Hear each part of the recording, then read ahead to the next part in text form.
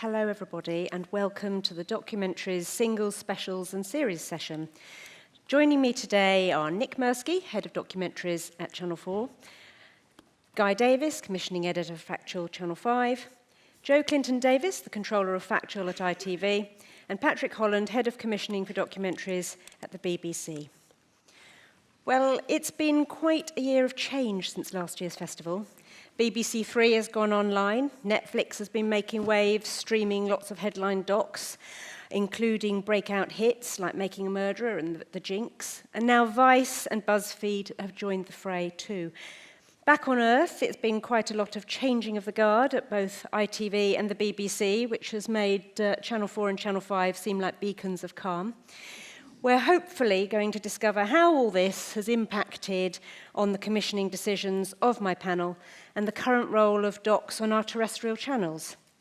And obviously at the end, as per norm, there's going to be an opportunity for you to ask any questions when by then I might actually be able to see people in the audience because I can't see a soul at the moment with these lights shining in my face. So we're going to start off with Channel 4, Nick, and perhaps we'll play your clip reel first.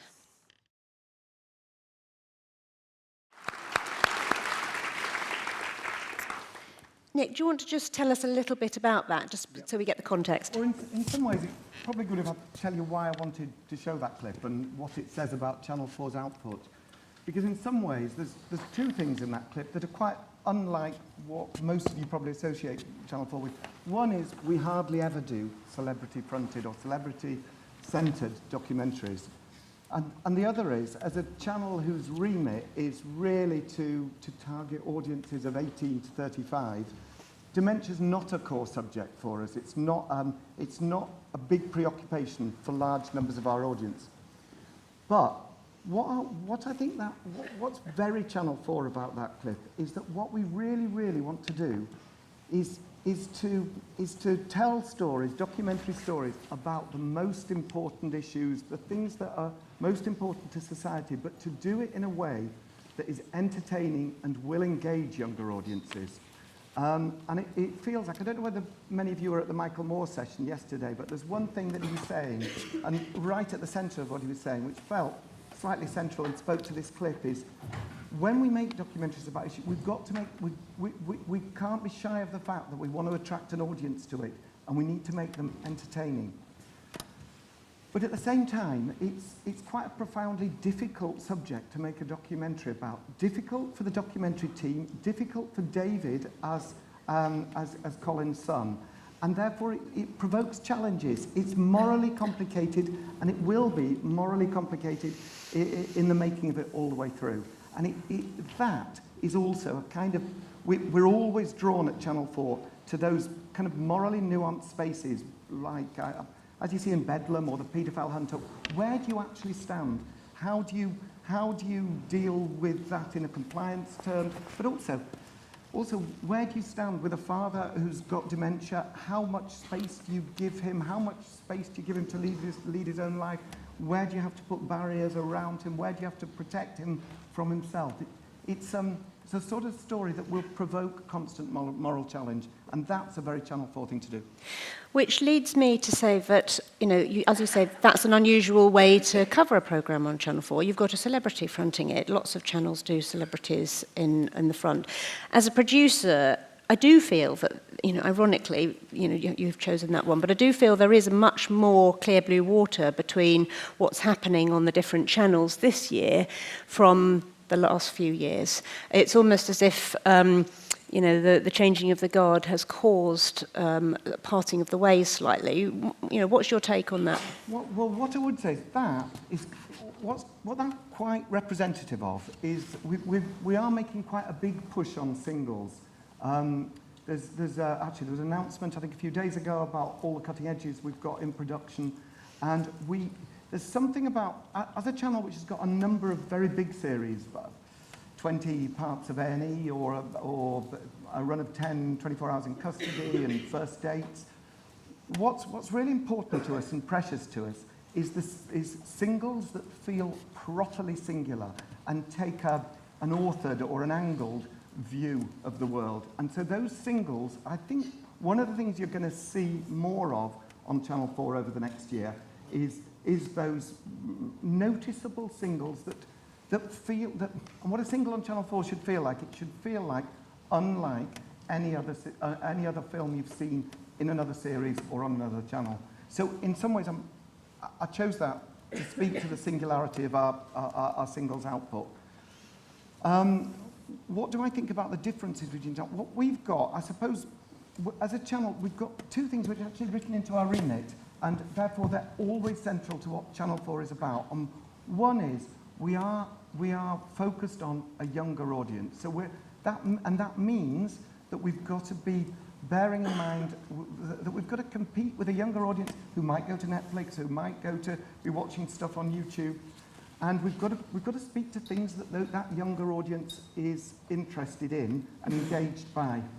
It doesn't mean that everybody on the screen has to be young. And one of the interesting things we've noticed is, I don't know how many of you watch First Dates, but when you watch First Dates, our biggest reaction is when there's a couple of 80-year-olds dating, and that's a young audience relating to older people. So the way of getting the younger audience, or the way of drawing a younger audience in, isn't just by putting young people on screen. But the other thing that's in our remit, which is equally important, is we exist to innovate. We exist to try and find different ways of telling stories. We exist to experiment, and we've got to keep doing that. So Ralph Lee recently said that it was probably time to retire some of the evergreen series. I mean, you know, you've had some juggernauts, haven't you, over the years? I mean, First Dates actually is turning into one of those. Mm-hmm. But, you know, what do you say then about that kind of constant tension between your remit to be trying to say something new and getting audiences, because channels have to do that too?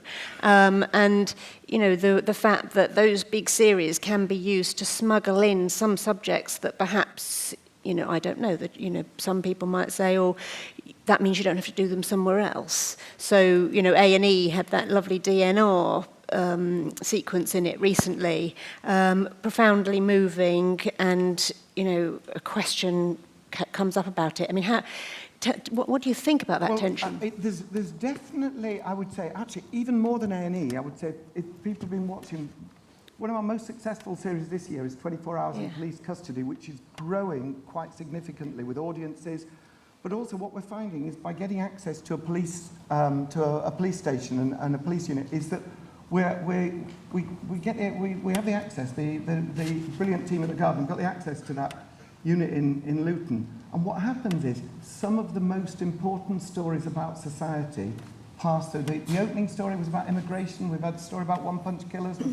We've got an extraordinary film about rape on later this week.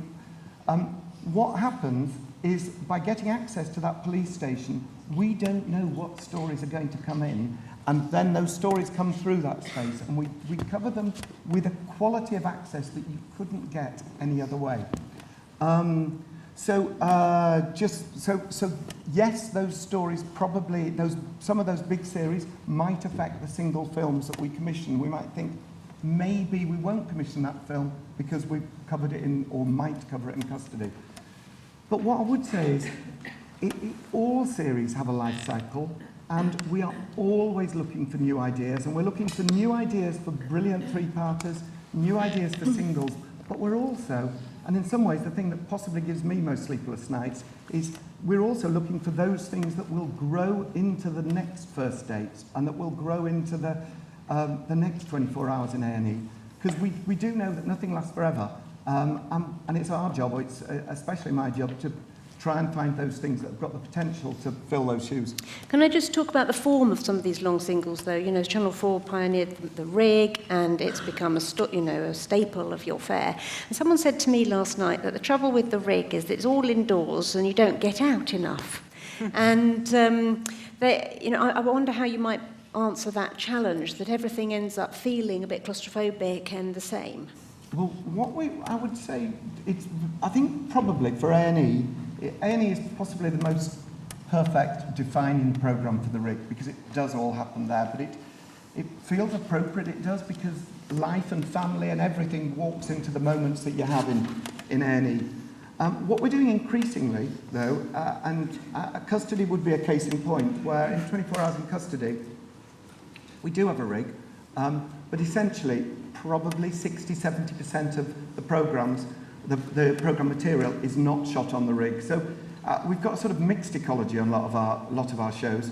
The rig definitely affords you extraordinary access, say in custody, to the custody desk, to the room where the suspects are interrogated, and it gives you extraordinary coverage, completely extraordinary coverage of that. But outside that, we use single cameras. In a sense, I think increasingly we've got to think of the rig as it's a tool. We use it where it delivers, and we then can use cameras alongside it, single cameras alongside it. It's a bit of technology. We use it flexibly, appropriately, but what it has done, and the reason why it plays so big on Channel 4, is that I suppose what we often want to do in our documentaries, particularly our series, is take you into the eye of the story, take you right inside the eye of the story in a way that is as real and as authentic as possible. And there's something quite special about being able to cover the most significant moments, the central beat of the story, say the interrogation room in custody, and cover it without a camera person being there. And take first dates, for example. If you've got a cameraman hovering at either side of the table, it's actually, or a camera person hovering outside the table, it's inhibiting, it's self-conscious, and what the rig allows you to do is to get a much more authentic feel. But use it strategically, use it flexibly.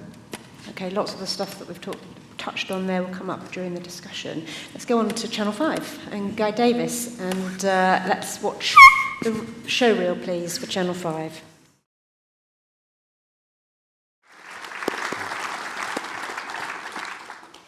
Thank you for that. Okay. So the last couple of years have been boom time for Channel 5, and you've certainly hit on a genre, benefits type programmes that really worked and chimed with the country, but it seems like that bubble has burst, and recent outings, show that it's time to change. What's next? Well, the reason I chose those clips really is one word, which is really broad. I wanted to knock the whole benefits thing out really, because out of sort of 600 hours we commission is a very small number of programmes. I think we've moved on. I think what Channel 5 is doing now is determined to grow up a little bit, and in our 20th year. And so I think what we're trying to do is show how broad we can be, but what we are is a popular channel. And Nick is absolutely right in the way that Channel 4 defines itself. We are a very popular channel. We are appealing to an audience who, with the smaller of the terrestrial channels, so we need to have programmes that people are going to come to. And I think that what we're doing is finding new ways of doing stories that people perhaps know. I think we're very keen to make our documentary output entertaining, as well as having access to extraordinary stories. I think the way that our programming in the area, that kind of benefits area, I think we're moving on. I think the Big Benefits handout was an extraordinary show. It really sort of moved on. It's had an amazing effect. The families involved in it have been incredibly successful with their businesses. And I think that whilst we'll still have some shows which tell those stories, because I think they should be told. The benefits shows were always rather sort of welcome to my world. They weren't sort of judgmental shows. We'll still have some of those, but it's be a very small part of our 8 o'clock offering. But I think that now we see things like Gift of Life, The Body Donors, The Tube. I think some of those series for us are really important 9 o'clock offerings. And what we're trying to do, I think, is at Channel 5 is just have a very broad appeal. And that means being popular, journalistic, excellent production values, top producers. I mean, as a channel, we worked with 100 independent producers last year. We have a very good success story this year of being up on the family, the channel family, and being up to 10% with young viewers, and also up with ABC Ones on which we're sold. But I think the key thing is for us is to retain that broad audience. I mean, a successful show for us will get 1 million viewers at 8+, and we'll get 1.5 million viewers at 9. And I think it's important that we have that in mind, that we look at our ratings and we look at the subjects that are going to work for our audience. The Body Donors, on the other hand, was a really difficult series. No one else has done it. And I think that that's something that gives you an indication of the breadth. I mean, something like Inside the Gang, for example, which we're showing here tomorrow afternoon as a premiere, is, you know, a really interesting piece, goes further than anything ever has in that direction. The people in the gangs shot it themselves largely. And that's an indication of the kind of commitment, I think, to documentary that we have. I think there's a preconception that Channel 5 does a certain type of documentary. That's not true anymore. We'll still do very popular, fun docs, which perhaps will play around Big Brother. My favourite title of the year so far is Tantastic 50 Shades of Orange, which, you know, is just a great, great title. But that doesn't mean to say that we shouldn't make those sort of films. We'll still be, you know, we're going to be doing, as I say, you know, some really interesting series coming up. We're doing a series on the SAS, in their own words, for the first time. We're doing Special Needs Employment Agency, Inside the Gang, as I've mentioned. And I think that the balancing that with series like Eamon and Ruth, How the Other Half Lives at 9 o'clock, which was a real experiment for us, taking what is sort of, in a sense, daytime talent, putting bang into peak time, has been incredibly successful for us. So it's about range. It's not about one particular genre. It's not about one particular subject. It's about moving on. I mean, I've commissioned a series called Teen Army, for example, which is about 16-year-olds in the army, which has kids from really difficult backgrounds in it, but it's a way of rolling that particular constituency on, if you like, in terms of subject. So I think that, you know, what you won't see is what there was a year ago in terms of programs that look at people on benefits. We're moving on. There'll be more benefits handout in a slightly different way.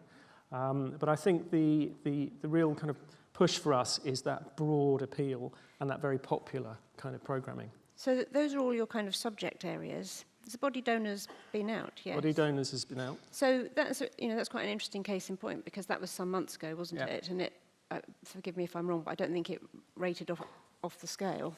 No. And so that's sort of talking about the evolution of Channel 5, and you're talking about all these different subject areas you're going to do, but what would you say is the DNA of a Channel 5 programme? Because the way you might make a programme is very different to the way that Channel 4 would cover the same sort of programme. Yeah, I mean, it's the same story. It's about the popular treatment.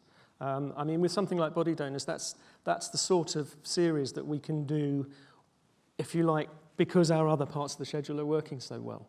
When you see the Tube getting 1.9 million on a Monday night, we can be a little more left field sometimes, and it's important that we are. And I don't think that, you know, Inside the Gang is going to be a series actually that we're going to see in terms of ratings. It may be, but it's about doing it. And that's the drive. I think, is to balance those things so that we can be, we're doing a 2-hour biopic of Freddie Mercury, which is, I think, is quite a dangerous thing to do in a way. You know, much loved, really difficult to bring to the screen, incredibly difficult to produce, but is a great popular story, but is a really difficult 2-hour film to make, actually. So who's your target audience, really?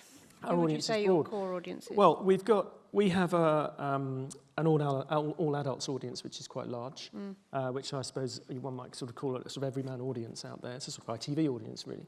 And then we have our ABC Ones and our Youngs. Our Youngs obviously come to the channel for things like Big Brother.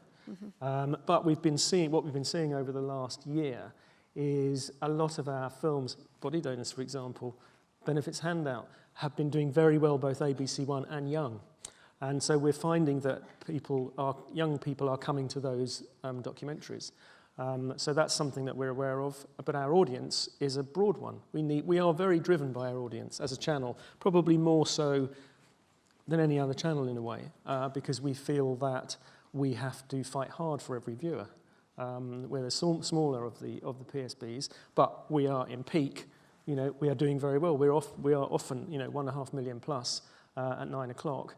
And I think we just have to be sure that we are talking to our audience. Our audience lets us know what they want to hear. But obviously you want to move your audience on, don't you? Yeah, you don't want to keep with the same people who wanted to watch the benefit programmes. But we do but our audience is there, and we want to keep giving them what they want. But we also want to introduce new ideas, new series, and keep the momentum of the channel going as we sort of grow up as a channel. What happens for us at 8 o'clock is we have a number of really strong brands at 8 o'clock, which do the job for us, police interceptors, Yorkshire Vet, GPs. GPs is a really good example. It's a rig show, but it's, I think, a really fantastic series. And I think if you haven't seen it, you should watch it, because it did feel like a bit of a game changer, that, in terms Yes, of it was. And then we ordered, 50 of them, because we do long runs. They will play out over the next 2 years. I think if you look at something like Yorkshire Vet at 8 o'clock, it's a fantastically good programme for us, really nicely made. When we commissioned it, the conversation that happened was, what it needs to be for our audience is a lovely pint of really good beer in a really lovely pub in Yorkshire on the Dales. That's the feeling. That's the feeling of that series. And once you get that as the idea for the series, it will work, because the whole James Herriot thing, the association with James Herriot and the original practice is a little bit kind of complicated for us. What you need is the feel of that show, and it really works for us. It's an absolute winner for us. And it feels like a really contemporary Channel 5 show at 8 o'clock, which allows us, build on that. We're getting 1.4 million for those shows at 8 o'clock. We can then really build on that at 9. Well, vets work for both your channels. Yeah, and it's about how you do it. It's interesting, the Super Vet is a very different way of doing it to Yorkshire Vet. They're both just as valid. They both do really well. In a way, that is in a way a bit of the difference between the channels. It feels like Yorkshire Vet's a really strong Channel 5 proposition, really fun to watch. Probably a bit too many hands going up cows with births, but that's what happens. But it's a really warm-hearted show, and I think that and GPs is more the channel's direction than perhaps Nightmare Neighbours, Nightmare Tenants. I think we're going to be less dark than we were. I think that's another shift in the way the channel's going. And one of the big things about both those shows, and also here with some of the examples, was access. Now, I make access programs, and that feels like there's a slight change in the temperature, that people go, we've done everything, there's no more access, what can we do? Or it needs to be different and all the rest of it. But access seems to work quite well. Access works very well for us, the Tube being the most recent example. That's a story that's been seen before on television. Just felt like a really bit of iconic access, behind the scenes, below stairs, an interesting world. I wasn't absolutely convinced when I commissioned it that our audience would come to it if it felt too metropolitan. But actually, it's one of those subjects, I think, that people just want to see, and it's fun. And what's really great about the Tube is the angle you take on it. The thing about access is access is never just straight access. What you get with the Tube is you get their story about us. Because what really strength of the Tube is that the workforce are really fantastic. They're really great people, and they cope with the great British public. And once you realise that's what the series is about, and when Blast and I were sort of working out how we do it for Channel 5, the most important thing was it's about the people dealing with us, and we're awful to deal with when we're commuters. We turn into beasts, and that's interesting to get then the team and the warmth of the guys who work on the Tube to make it feel for us not just like a docusoap. It was interesting, we ran it at 9, and it really worked at 9. And it could have been an 8 o'clock show, but it just felt bigger than that for us at 9 o'clock. It just felt like a joyous bit of access. And you've shown there's legs in something that people might have said, I've seen that. And so I think you can return to things, and perhaps Channel 5 does return to things, perhaps more than some of the other channels. The remit is slightly different. We are out there, in terms of a very popular remit for our audience. And so I think, when we did Gift of Life, for example, last year about the transplantation unit, that's a subject that's been done before. But the intensity of that series that Ricardo Pollack did for us was just so brilliant that absolutely, if you watch it, you will cry. It's an amazing series. Again, it didn't rate massively for us. We ran it at 10. We probably should have run it at 9, maybe. But it had an intensity to it that made that subject really worth doing again. Fantastic subject. Really worth doing again. What does everyone else think about access? What about BBC? Where does access sit in the new BBC?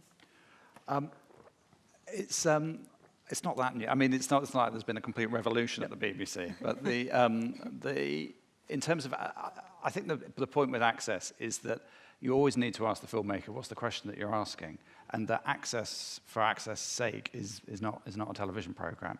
So we have, we've commissioned a series recently from Simon Dixon's new label, which has got access to a hospital, but he's got this extraordinary way of being able to engage with the stories within that hospital, which focus it on the crisis in the NHS, so that rather than it being just a precinct for story, it feels that there is a real lens that we're coming to that access through. Richard Mace is making a series for us with Vogue, Inside Vogue. Now, there's been a number of documentaries in the past on BBC which have access to different magazines and use those magazines as a way into particular worlds. I think Richard's take on Vogue, which is a very distinct and very funny perspective, I think is really engaging. So the question with it's access never gets the commission, but access is always a really interesting starting point, but the filmmaker and their perspective on that world is the thing that we're interested in. And I think we underestimate, the power of really great access. And to, look at something like Heathrow. It's very straight in many ways, inside Heathrow Airport, but there's a familiarity to that precinct, and yet, when you uncover it, it's full of surprises. And that's the thing that the access brings. It's you think you know what you're getting, and then it's subverted. And you will not go through that airport with the same lens again. So I think that, or whether it's the cruise, and sometimes we did something, our Queen, for the anniversary, we all did the Queen, but there's a different way into these stories that continues to surprise people and create revelatory moments. And we do have to keep upping the ante, but sometimes we can be too clever. We need to find the fresh. We need to find the different way into the access, but we can't underestimate the purity of that. And sometimes if you don't get access necessarily to, people often say to me at ITV, oh my God, it's so hard, you want the Queen, or you want the prison, or you want whatever it is. Sometimes you can create your own iconography through the title or through the approach. So something like Rookies, I'm sure it was very hard for Plum to get access to whichever police force it was, but actually the way in was through those newbies. And those newbies, who weren't just young police men and women, they represented a whole spectrum of society, from young to old, from mother coming, or having brought her kids up. That's a really fresh way into access. So we do have to keep thinking about what are those worlds that continue to interest people, and how do we delve into them in a way that just creates a newness, a way of reinvention, which is important, I think, to all of us. Let's come on to you now, Jo. Can we watch the ITV show reel, please?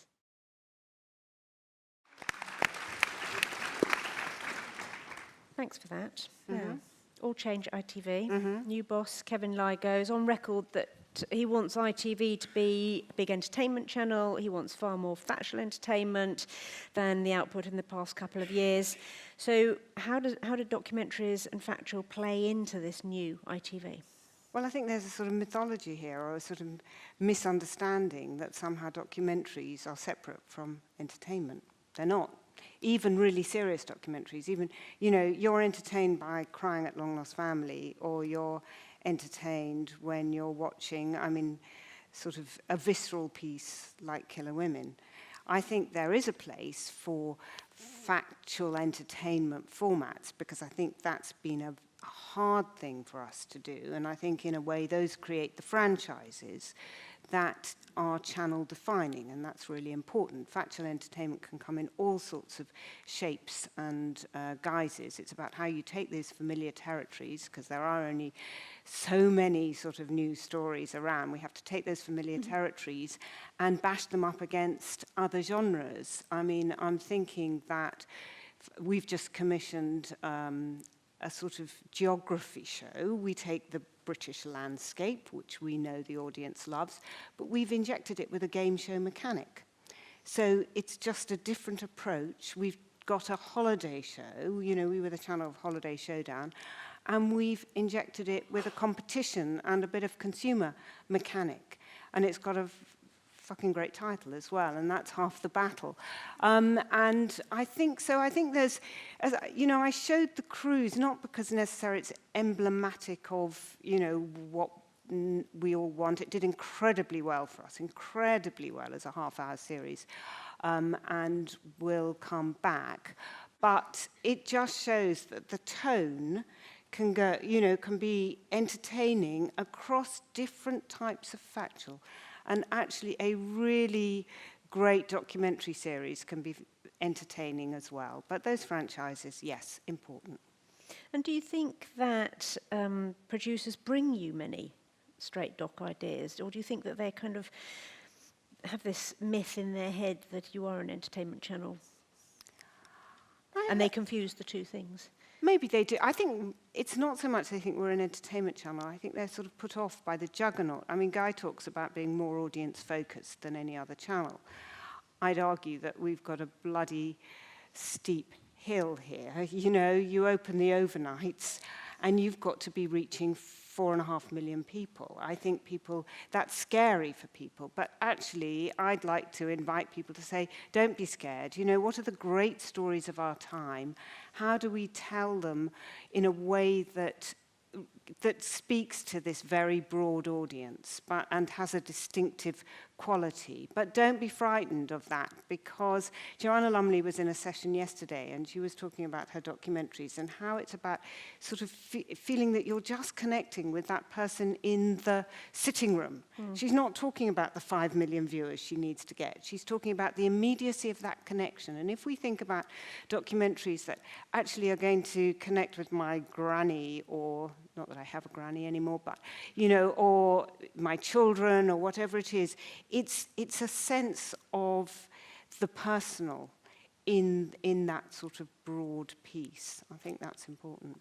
So how do you evolve that image of ITV? Because, people don't necessarily immediately go, oh yes, ITV, home of great factual, and yet some of the biggest hits have come out of your department. Long Lost Family, Piers Morgan, Trevor McDonald, Joanna. These are big numbers of people watching insightful factual programmes. ITV has always been a sort of glad hands channel of the juggernaut dramas and the juggernaut Saturday night shows. But actually, I think factual's fought its place along there, and I think it's interesting that once upon a time, it's a place for mad, bad ideas as well. I'm a Celebrity, Get Me Out of Here came through factual. We'd love to do that again, and I think it's just about thinking bravely and broadly. So I think, yes, factual, when it fights its corner, something like when Anton Deck Met the Prince, okay, that's a spike, it's an event. I think that consolidated about 7.5 million viewers. Our Queen consolidated about 6.5 million viewers. So it absolutely, Killer Women, Trevor McDonald, they're, on the face of it, they're sort of simple propositions. They've got a directness at their core. They speak to the audience. They've got strong, direct titles. And when you get it right, we can sit up there and hold our own with the drama and entertainment. But unlike perhaps the other channels, because we are more associated, because people have got to make their way through long commercial breaks, because they want to really watch soaps on ITV and entertainment, then that factual really has to sing for its supper. We're not the factual channel that, 4 is. We don't have the BBC Two to grow something. We can't sort of let a first date's as lovely as it is type show just sort of plateau in the first run and then bring it back. We have to hit the ground running. That does make it really hard. Therefore, the premium on that sort of big idea is really significant. But I will always work with people to try and get there. It's terribly important to have a big supply base for people not to be frightened of, but to be able to deliver something that's genuinely sort of special, and people across the demographic. You were talking about young audiences. Funnily enough, Trevor attracts I think I rang Trevor and I said, you've got such a... They all think you're really cool, these 16 to 34s. They're all in love with Trevor. And there's something about that. You don't need young people on screen. You need a proposition.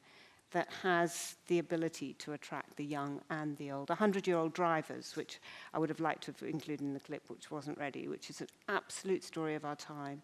It makes, I sit there stony-faced in Long Lost Family, even though this series is fantastic. We've upped the ante and had really surprising firsts, and that's what you have to do when you reinvent, even within an existing brand. Something like 100-year-old drivers, it goes from, you talk about entertainment, from the very funny to the incredibly moving. I sat there with a tear in my eye in the cutting room, and that's what you want in a show. You want a range of emotional shifts within the hour, across the minutes, so that it feels like a drama in its own right. So obviously, another way to, people are familiar with ITV is your presenter-led stuff. And I can imagine people, you're saying think format, think ideas, think about subject matter. But, presenters are so important for you. But how does that work for the average producer who isn't in... Well, it's really hard. I mean, you're not going to bring in... There are only so many people who can bring in Billy or Martin Clunes, who's got his own company, or Trevor, where they're sort of, but I think that you need to think about, and talent, never, for us it is important because it's a way of getting people to a subject that they might not otherwise come to. But it's not the only way, and the singular author isn't the only way either. Think about using talent as a roster. So you can think of an idea first. I mean, there were other channels doing the truth about food and the truth about sugar and the truth about God knows what that always makes me feel depressed as needing my sugar hit, particularly after too much alcohol. And, but, Sugar-Free Farm was a way of it was a concept about let's create a constructed reality show, a social experiment. So the idea came first, the farm, which is pastoral, which works in a way for our audience, and then let's inject celebrity into that so that actually those names together are greater than the sum of their parts, not that they're not all individually great names. So I think that that's another way of thinking about the construct. I mean, BBC did it with Marigold. You just think about the idea and then does it need celebrity, doesn't it? But we've just commissioned, a great story of our time. There's not a celebrity in sight. It's a noisy story that's happening in Britain today. What are those stories that are happening in Britain today that may or may not need celebrities? It's a mixed ecology. And you've obviously got two quite distinct pots, haven't you? You've got your 8 o'clock-ish hour and you've got your 9 p.m. So and half hours, which is why I showed you the cruise. Half hours where we are trying to, between the 8 and 9 slot, it's a really good time for us now with a new, an exciting regime to experiment with some fact-dent formats because we haven't had the ability to do that before, and this is our only nursery slope. I say a nursery slope between 8 and 9 is a bloody, it's incredibly competitive. It's a very steep nursery slope, but it is a place where we can try out fact-dent approaches to the territories, that we've either historically owned or that are popular, from consumer to health to holidays to money, and and find something new in there. So half hours as well, yeah. Let's go on to Patrick now. And first of all, we'll watch your reel. Can I just say something before the reel? I didn't realise that we were going to put them both together. So tonally, they might not actually sit together very well. But there's 2 clips of 2 upcoming films. So imagine an ad break in the middle. Exactly.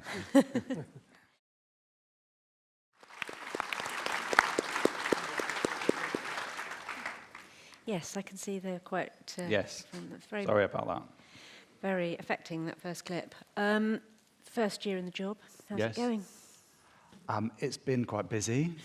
I think that I've got a terrific team. Hopefully people who are coming to see the team feel that they're engaging with them and responding to their ideas and helping to collaborate on those ideas. I think that we there's lots of things that I've been really, really proud of, really excited about. I think that we've had, I think there is a real resurgence in singles. That films like Simon's Choice, films like Ollie Lambert's extraordinary film, The Abused, The Untold Story. So I think our single are doing films well, yeah. have really started to come through, and that sense of authorship is something that we've really, is at the heart of what we've been trying to develop.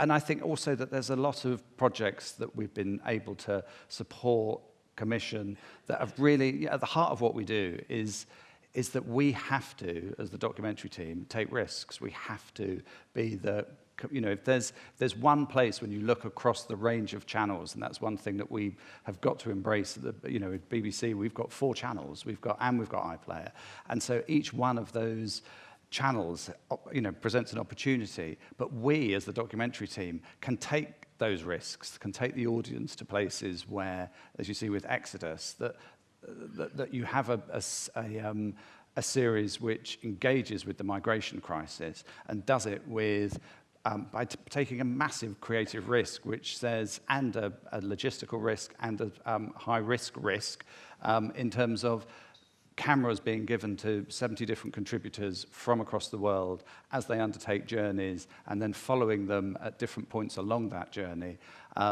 And it's one of the most important stories of our age. I think that it's an extraordinarily risky proposition, and I think it's a remarkable series. You're quite right that you should be doing it. But that plays into Charlotte Moore's call for the why now with all documentaries. And I suppose, it's brilliant to see that BBC is once again, really tackling these really hard subjects through documentaries. But do you think if everything has to play through the why now filter, you might miss out on some of those gems, or perhaps you could end up just, the BBC, it was really worthy. Where's the fun? There is fun. I think that there's something exciting about tone. Joe mentioned Marigold Hotel, that someone, developing an idea about retirement, a series about retirement, and you think, and about the choices that older people will make, in terms of lifestyle. I think that the real Marigold Hotel had a really delightful tone and a real cheekiness and warmth that a really broad audience. Lots of young people responded to the real Marigold Hotel. And so we have a real desire to, it's not, just because the subject matter is important to the audience doesn't mean that the tone has to be very, very serious and one note. The divorce series that Wild Pictures have made, which is called Mr. versus Mrs., has got access to the mediation service. It's a really interesting point of access, and it's a really interesting point of using the rig, is that the people have already decided that they're splitting up. The decisions that they then make are about the future of what their lives will be like separately. Barnaby Peel has done a terrific job in terms of the tone of it, because it feels so, without saying anything about my own relationship, it feels very familiar. It feels like it could be any of us in that room. Yeah.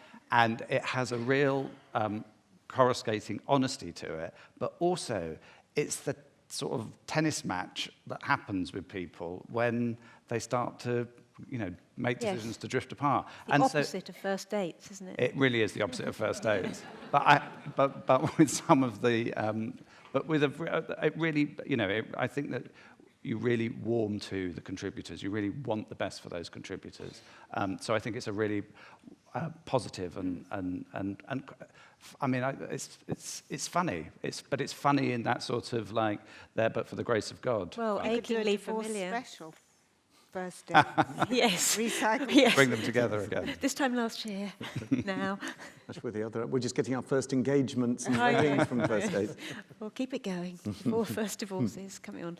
So, I think what's really interesting is that it's been quite a choppy year at BBC with the charter renewal, but it feels like actually it might have done you rather a service in documentaries in allowing you to abandon kind of just having to get really big ratings on BBC One, and finally you can do things that matter without having to be, knocked on the head with the ratings in the morning. I think we've got to engage with the audience. Of If we don't course, get people watching the programmes, then we're all doomed. But I think that the documentary has a different role, has a role to play across the BBC. It's got, as I said, it's got a really exciting role to play in terms of distinctiveness, taking risks, making the audience see things anew.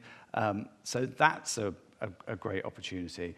On BBC One, documentary can do very different things. A film like Ollie's Abused, or the film that I was trying to remember earlier, which is Anna Hall's Behind Closed Doors, which was an amazing film about domestic violence, with talking to access to Thames Valley Police. It flipped the access round, focused on the victims with extraordinary bravery.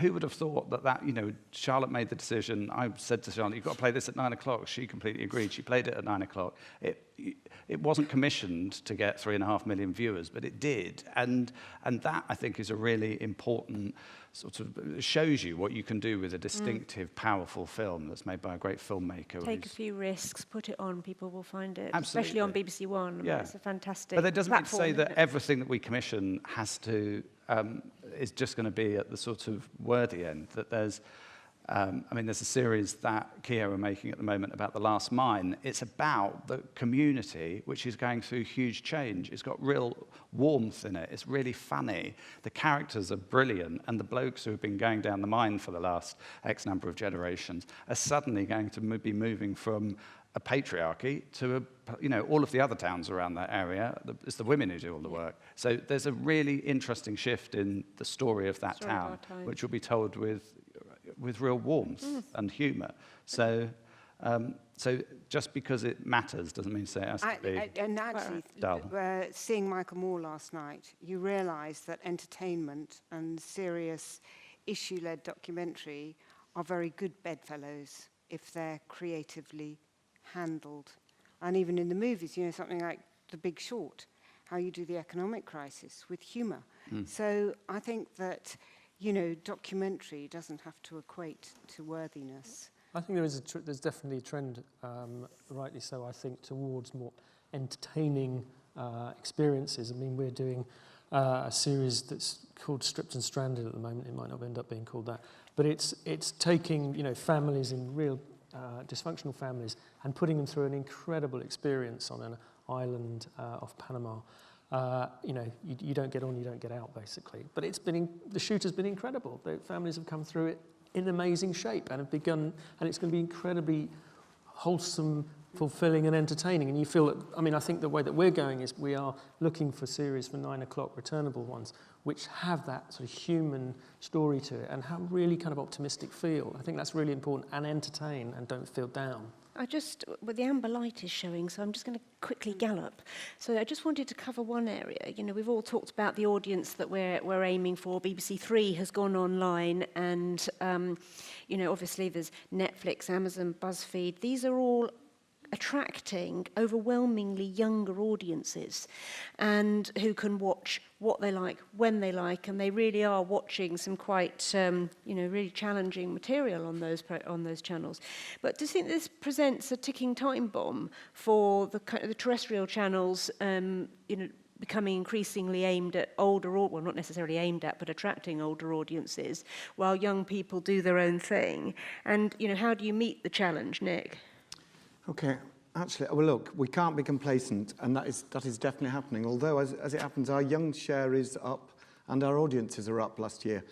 But I suppose what it does, we need to keep raising our game. We need to keep being innovative. We need to keep getting new ideas through. I suppose one thing we've got incredibly talented producers, directors, production companies who are used to making television for British audiences. And we've got to work with them to get the best ideas. I would say the one thing that this is in relation particularly to Netflix, that we've got is that we are, all of us probably, focusing largely on British audiences. And there's something about knowing your audience and being able to address that audience quite directly with the kind of stories that audience is preoccupied, which gives us something, against Netflix. But the truth is, the best card you can play is quality and creativity and really good, relevant new ideas that move people, that entertain people, and that make great telly. I think it's really what we've noticed on BBC Three is that because we've had 6 months now of it being online, is that the audience response to really powerful single documentary has been extraordinary, and taking risks with new directors like Philip Wood making Chasing Dad, Philip's making another film for us now, the films that we've commissioned from Top Hat, which are about the depressingly given what awful things that happened yesterday in Florida, that are about hate crime in the States, but where terrific filmmakers making documentary about the issues that really challenge and put the audience in the heart of some of the massive moral dilemmas that are happening in the world today. There's a real appetite for international story as well. There's a real desire for ideas that take the audience to places that are going to challenge them. I think you're right. I think it's about the identification as well. So, and those subjects that have the power to unite young people. They're coming to Making a Murderer, and they're coming to The Jinx. Those are crime stories because those are sort of stories that present their moral dilemma. They make them think. So actually, crime is a fertile area. I mean, just moving the thing on and talking about subjects. So yes, something like we'll do more killer women with Piers. We'll do mafia women with Trevor. We've got something called, which is a sort of social reality experiment called Undercover Prisoner, which reflects the experience of what it's like, what jail is like, which we're making with ITV Studios. And those sort of different ways into subjects that will create a talk about ability amongst the audience, whether they're young or old, hopefully gives something a stickiness. And I don't think the sort of Netflix, Amazon model is, again, mutually exclusive. I think sometimes we want to binge, and sometimes we want to be sort of just watching our bespoke hour, 3 hours, 4 hours. We watch and consume content in different ways. And BBC Three has gone online. Yeah. And how do you make sure you don't lose all those young people just to BBC Three? You keep them knowing that there's a wider smorgasbord of stuff. I think that's where the joined up documentary story is really important, and it's also about the massive challenge that we all face, is that schedules are not, in terms of younger audiences, schedules aren't the way that people look at the way of curating their telly. Yeah. So what they do is they talk about it, and they share it, and what we're learning on BBC Three is that the content that you make around, so we made some additional content around the last series of Life and Death, and that short form, Life and Death Row, that short form was shared massively and really drove a sort of wider conversation about those films. But then also what we do is that those films, if you look at the way that they're viewed, and there's the sort of how much is watched on iPlayer, how much of it is watched on when those pieces are then played on BBC One or BBC Two, there's a huge audience, well not huge, but I mean there's a big audience that comes to those pieces on BBC One, and it's making people realise that there's a connectedness between that content and the other offerings on there. Yeah. I think that the situation with binge viewing and documentary is an interesting one. I think Making a Murderer obviously has been a massive talking point. How many people have watched it? I don't actually know. I don't think anybody really knows. I think that the way that people watch Vice, the way that kids watch Vice and they get the story, but I still think that when you look at the youngs seem to be watching more of our channel, and I think that's interesting, and that is something to do with scheduling, but it's also to do, I think, with just people wanting to be entertained. And I think if we worry too much about the influence of box set viewing and binge viewing, I don't think, I can't think of many examples of documentary box set or documentary binge viewing. I think that things can exist together. Not many are made, let's face it. No, not many are made, and maybe we should be thinking more about serial documentary, and in fact we are in a way. But I don't think that the impact of Netflix and Amazon, apart from very high-profile Top Gear type projects, which are massively expensive, is we don't seem to be seeing that in our ratings. I think we need to be telling the audience about the amazing content that we've got And that if you're a younger viewer, there's a younger person who that don't see mainstream telly as your go-to place, that's the challenge is as much about them, the getting the story to Signposting. them. Right, we're going to have some questions because we've got a few minutes left. Can I have the house lights up, please? And there's a man with his hand up immediately before the lights are even up. How long has your hand been up? Because I can't see with these lights. Hi, fascinating talk, guys. Thanks for that. I'm developing a multi-part true crime series about a former undercover drugs detective trying to reconnect with the people that he's manipulated over the years. Whereas I've got a very, very real concern in that I'm a feature documentary filmmaker and I don't have any TV credits. Now, in me trying to develop this program, is it a concern for broadcasters and commissioners for someone to come at this with no TV credits, or does the idea trump all of that? Yeah, I would say almost, I mean, for us, it's quite exciting. I don't know but to what extent you've followed the progress of First Cut over the last 2 or 3 years, but the success of our First Cut films, which are made were made with a range of people. It can be somebody who's been an editor, somebody who's come out of film school with a new film, or it could be somebody who's been making films in a different world from television. And actually for what is actually, I think, only the second one of my tenure at Channel 4, we had a film which is showing tomorrow, The Extraordinary Case of Alex Lewis, which is an exceptional film made by a first-time filmmaker, and it played at 9 o'clock on Channel 4. So certainly on Channel 4, we've got a home for exactly that, and for us, it's quite exciting to be bringing new directors into television, and important. I think it's the same with us at the BBC. I think we would the support is important. It's making sure that new directors have that support. But when we were just announced a new director scheme ourselves, the new directors initiative, and that's all about giving new talent to directing documentaries on mainstream television the support that they need in order to make the best films. There's a lot of true crime drama being pitched, though. I think that would be the challenge. Any other questions in this big audience? You have commissioning editors in front of you. You do not have questions? No. Well, in that case, no There's questions. Others? Oh, hurrah. Hang on a minute, we'll just get a microphone to you so everyone else can hear. Hello.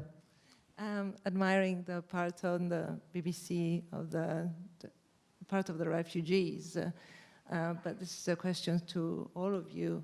How much documentaries should have a social value in explaining, especially when there is so much misperception sometimes of some categories or some stories or some, areas of everyday life, and should they teach us something aside from just illustrating the situations that we see on screen?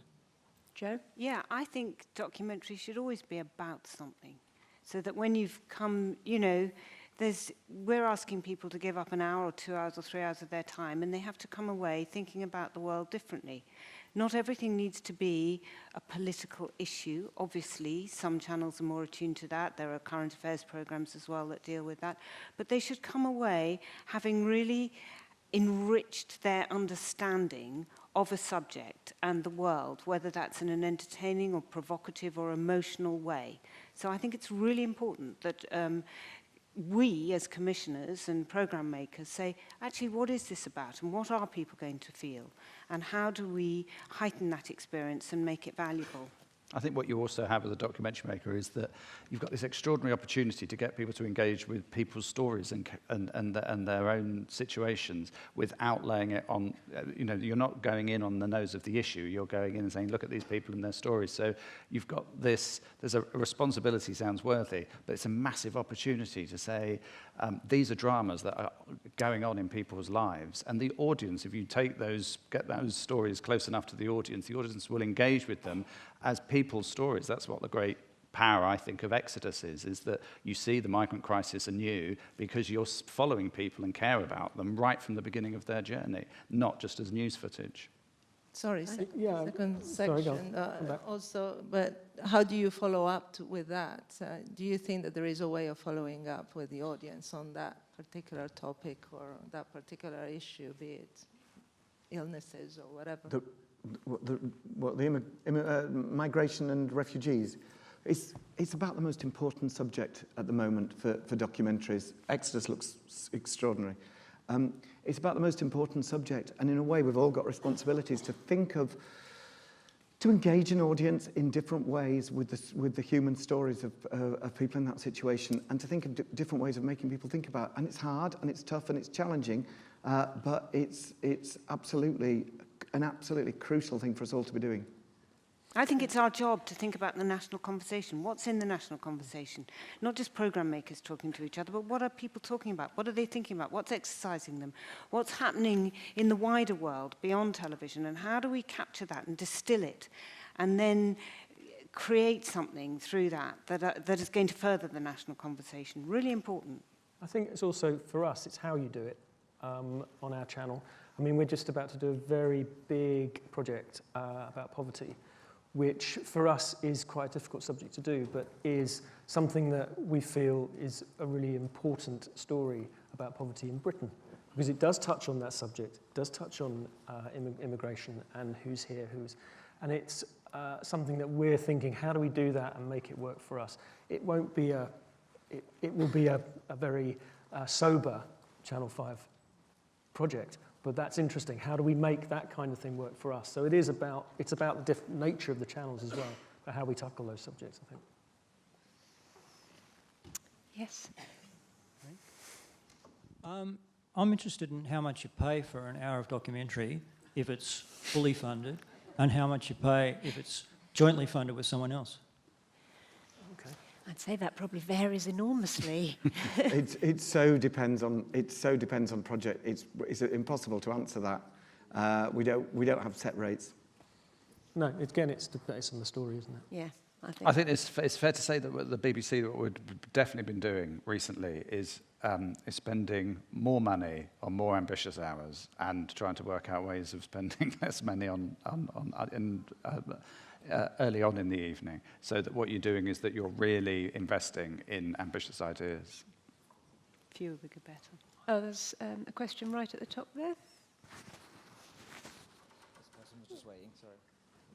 Okay. Thank you. Hello. I'm interested in knowing how new producers, so names that you're probably not familiar with, what's the best way of getting your ear? With an idea, I would say, probably for all of us, but with a really good idea, and email it in, and you should get a response certainly from any one of our commissioning team. I'd guess the same is true, but really good ideas. And with a good idea, would that be sufficient for you to say, come in, let's have a chat? Depends how good. You know, in a way, there is a spectrum. But if we can be engaged by a good idea, access, good thoughts. Might mean we need a clip. We might have a conversation based on an email. We might need a taster. It's such a spectrum. But definitely at Channel 4, we'd be open to new ideas and thoughts, and you'd probably look at the website and think, that's the commissioner approach, or that. So, I mean, I think sorry, Patrick. I mean, I think there's an implication in the question, which is about who we work with. I mean, last year, Channel 5, I think, out of all the broadcasters, worked with more small, £1 to £5 million companies than any other broadcaster. And I think that what we're keen to, we will talk to new companies. We are talking and working with new companies. For us, that's really good, because what we get, as in the smaller broadcasters, you get incredible enthusiasm and passion for projects. Now, we also deal with the bigger companies, but I think in terms of people bringing stuff to us, of course, we'll listen and email and have a conversation with people, and we're doing that constantly. It's about lifeblood, isn't it? It's about keeping the blood of ideas, the oxygen of ideas, fresh, and that's about fresh sources as well. And it is hard on ITV at 9 o'clock, but the power of a great idea or a piece of access, we've got to be guaranteed that the director or the series producer or whatever will be able to deliver a show with 9 o'clock cinematic, entertaining, narrative-driven values. But talking to people who actually are really passionate and enthusiastic and have got something, that's important. Otherwise, you fall back on a sameness. I'd also say that just people who understand what particular commissioning editors might have, who've watched television and who watch programs that have gone out on television, that when you get an idea that is targeted to somebody, say Claire Patterson, who commissioned Exodus, when you see it goes out, sees Claire Patterson's name at the end, you think, I've got a film which is really ambitious, and I think Claire might like that. And then, so that what you have is a real... the more that we feel that you're engaging with what we do, rather than just being a place to publish an idea, I think it's that dialogue that we're really keen on. Good. So ideas are everything. Thank you very much indeed to our panel. I'm afraid we've run out of time. Very interesting discussion.